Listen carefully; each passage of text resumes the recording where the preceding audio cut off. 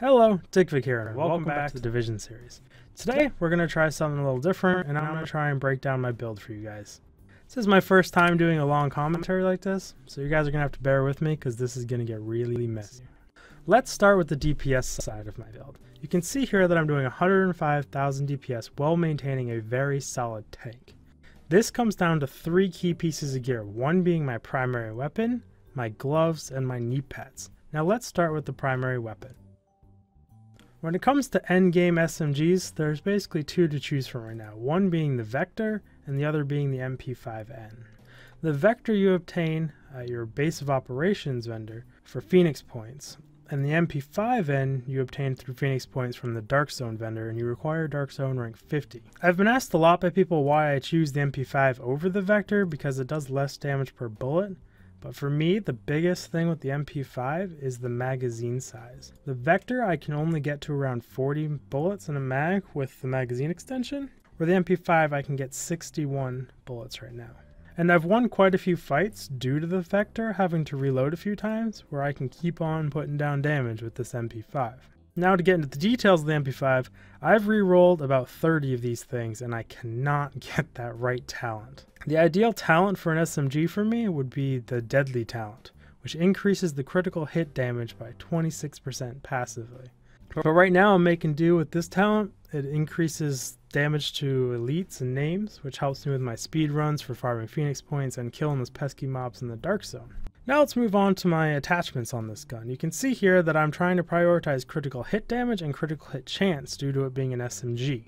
And SMGs are all about those crits. My third primary stat, I would have to say, would probably be hipfire accuracy, even though I have 2 accuracy stats here. That just happens to be happenstance because they were on those attachments that help with critical damage. But I choose hipfire accuracy over normal accuracy because in a lot of tank fights, you're running around the enemy trying to make him miss rounds. You're not aiming down the iron sight as that slows down your movement speed. And I find hip accuracy to be a lot more important. Now let's move on to the second piece of gear that's important to DPS, and that's your gloves. I've rolled 15 pairs of these gloves and I still cannot get the proper talent. The talent I actually want is called Savage, and its critical hit chance increases by 13% against enemies outside of cover, which is huge because most PvP takes place outside of cover. However, the major attributes on these gloves are far more important than that talent, and that's this critical hit damage and critical hit chance, and that weapon damage. These 3 are huge to your stats. So those are what you're looking for. You're looking for this talent with these 3 attributes for your SMG. Now let's move on to the third and least important piece of DPS gear, and that's knee pads, oddly enough. When it comes to the talent on knee pads, they tend to be more of support talents. They're grants credits or item find. I chose item find because when farming in the Dark Zone, more high tech and more high-end division tech is more important. Same with the scavenging skill, I find crucial when you're farming in the Dark Zone. But the DPS stat on here is this critical hit damage you can get on knee pads. And as always, a tank, you're going to try and prioritize the armor and the stamina. Now let's move on to the tanky side of this build. I'm going to start off with a few basic stats here.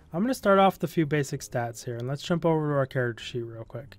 We're going to scroll down to survivability. Now when it comes to tanking, I chose to prioritize health and stamina. I know you can do a skill power and shield tank, but that's a whole nother video and another build which I've tried. But for now, let's stick to this. When it comes to armor in this game, the highest possible mitigation of weapon damage you can have from armor is 65%. It is hard capped at 65%. That doesn't mean you can't get more total damage resistance due to all damage resilience down here, but for armor, it's 65%. That's including all bonuses such as 45% bonus to armor when in cover. No matter what you have, it cannot go above 65%. So make sure you guys haven't hit that cap and are just pushing armor past it for no reason when you can be putting those attributes somewhere else. Now take note that it says I have 0% all damage resilience right here because I'm going to go over a bug with you guys that a lot of people are using to become super tanks. And then that bug includes this talent on this piece of gear, Recklessness. It says it increases your damage by 12.5 and increases incoming damage by 10%. But if I equip this real quick and we jump back over here to survivability, you'll now see that all damage resilience is increased by 10%. Because this talent is bugged right now and it doesn't make you take more damage. It makes you take 10% less damage from everything. I've tried a few times to re-roll this and it takes division tech, which is really hard to get right now. So to me, it's not worth trying to spend hours farming division tech to reroll something that's going to be patched. So I've been using this chest piece, where the talent is totally useless to me. I'm mainly using this piece because it's the best thing I got rolled with the amount of division tech I have for all my other gear, and I've been prioritizing rerolling my SMG to get that right. But when it comes to your chest piece, for me, the ideal talent currently is Robust, which increases armor while in cover by 45%. Seeing as I've chosen to prioritize health and armor, not my shield stat, I tend to use cover while tanking, which this helps get you to that 65% cap really easily. Another few things I would do to make this chest piece perfect for a tank build would be to exchange this damage to elites for an extra armor bonus. Otherwise, having this mod slot is awesome. The extra ammo is huge, especially in the dark zone, because you chew through ammo fighting those mobs, and no one wants to show up to a PvP fight with no ammo. The self-heal allows me to heal more for myself, and bonus health. Why not? We're a tank. Health is always good. Now that we've gone over the chest, let's jump over to the backpack. I love this backpack. I think this backpack is perfect for tanking almost. This specialized skill is awesome at getting more skill power while not having to forfeit any stamina or firearms. And this 5,535 skill power bonus is huge. It's such an amazing increase to self-heal and your pulse damage and critical hit damage from your pulse. When it comes to your resistances on armors, I don't really care. I guess fire would technically be the best when fighting the cleaners. And you see fire a lot from incendiary rounds and incendiary grenades. I think there's a lot better stats on here to re-roll if you don't have them, such as the stamina, trying to get that higher, or this main ability here. When it comes to your skill attributes, a lot of mine are wrong and off, but like I've said, there's better things to re-roll. This pulse critical hit is nice when I'm running pulse. And as always, mod slots are wonderful, and I would love to have one on every piece of gear if I could. Now let's move on to the masks. I love my mask for tanking also. This refreshed, I think, is the best talent I've seen on masks for tanking. 30% increase while in the last health segment can make a med pack almost full heal me with 127,000 HP. And having these 2 extra mod slots here, once again, just helps me get my skill power way up. And you'll see that every single mod slot I have is a stamina mod with added skill power, just to make that heal a little bit more powerful so I can tank more. There's not much else to say on this. I would love to have a major attribute on here of armor, but I don't know if it's worth giving up the extra mod slot or not. The only other thing I would change on the mask is I would like an extra armor roll to help get me a little bit closer to that passive 65% armor cap, but there's not much I can do about it. You guys have already seen the gloves and knee pads. They're nothing super special for tanking. They're more for utility and damage. Now let's move on to holsters. The holsters are nothing special for tanking. There's nothing that important. You can see here it's got extra armor. I could have better of these, but I'm still working on re-rolling these and hoping the RNG gods give me good gear.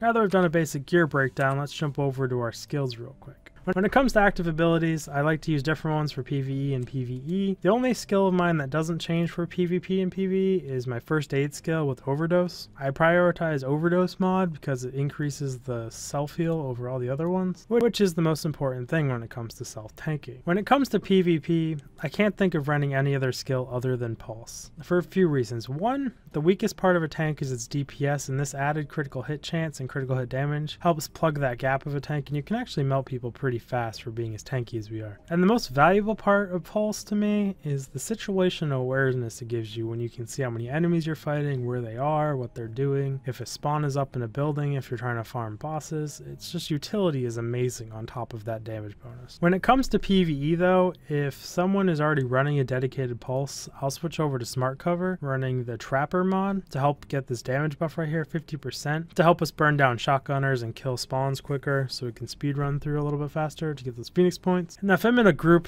that's not doing well and I have to try and carry and have to resurrect a lot, I'll swap over to the Ballistic Shields running reactive targeting. And I choose reactive targeting due to this HP buff here, where you see this damage bonus is nice, but 93,000 HP just doesn't cut it in challenging mode. It gets like 2-shot or 3-shot by shotgunners. This 187,000 HP is enough to res people out of cover, and it just helps you carry a little bit harder. Now let's move on to our signature skills. In PvP, you will always see me with Survivor Link. My job is to be a tank. In a group, my job is to be the guy that stands out in the open and looks like an imbecile, so the enemy targets me. Since there's no active taunt skill for players, I have to look like the guy who's easiest to kill to get them to shoot me. And if they're putting out a little bit more damage than I like, I can pop this. One hint I can give you with this is if you see your enemy popping it, try and wait as long as you can before you pop it, so when theirs runs out, you still have extra and it gives you an advantage in the fight. Now when it comes to PvE, I always run Tactical Link. This damage bonus So stacked with all the other damage bonuses, just allows you to burn bosses, heavies, any hard waves, those shotgun rushers, just instantly. It's such a huge buff in PvE. I love it. And I wouldn't recommend any other skill in PvE. Now, recovery link, I've never ran. That's a medic's job. For the added heal for rezzing people is nice, but I prefer one of these two every time. Now let's jump over to our talents. Now these talents I do not change. I've been running these since the beginning. The first three I think are the most important for taking. This fourth one, if anyone has any ideas, I'd love to hear it in the comments, because it's just kind of random. But let's start with adrenaline. I choose adrenaline because getting an overheal from a med pack is just more health that they have to burn through to kill you. Now for critical safe. If you remember from my gear, I get 30% bonus healing in that last segment of health. And when you pair that with this, you are very hard to kill, because you're going from half a bar of health to full health with 40% less damage for 10 seconds. You become a force to be reckoned with.